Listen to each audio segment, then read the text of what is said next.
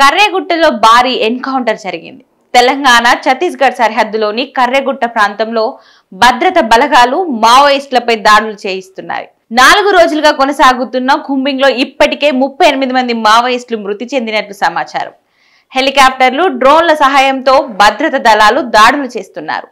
కర్రెగుట్టను 3 వైపులా ముట్టడి చేసి మావోయిస్టులకు పారిపోవడానికి మార్గం లేకుండా చేశారు.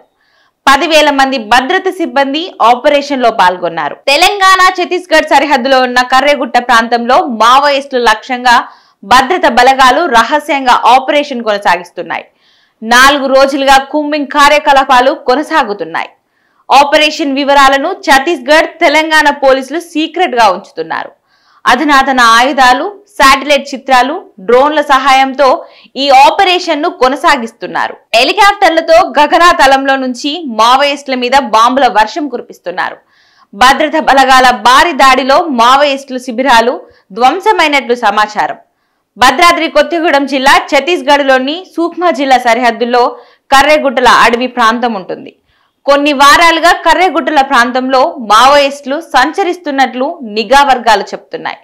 Telangana Greyhounds, CRPF, Chhattisgarh district reserve guard, 2 రాష్ట్రాల పోలీసులు సమన్వయంతో ఈ ఆపరేషన్ ను కొనసాగిస్తున్నాయి. భద్రత బలగాలు కర్రెగుట్టల అటవీ ప్రాంతంలోకి పలు బృందాలుగా చొచ్చుకెళ్లాయి. ఈ సందర్భంగా మావోయిస్టులకు సంబంధించిన ఆయుధాలు, మందుగుండు సామాగ్రి, ఇతర సామాగ్రిని స్వాధీనం చేసుకున్నారు.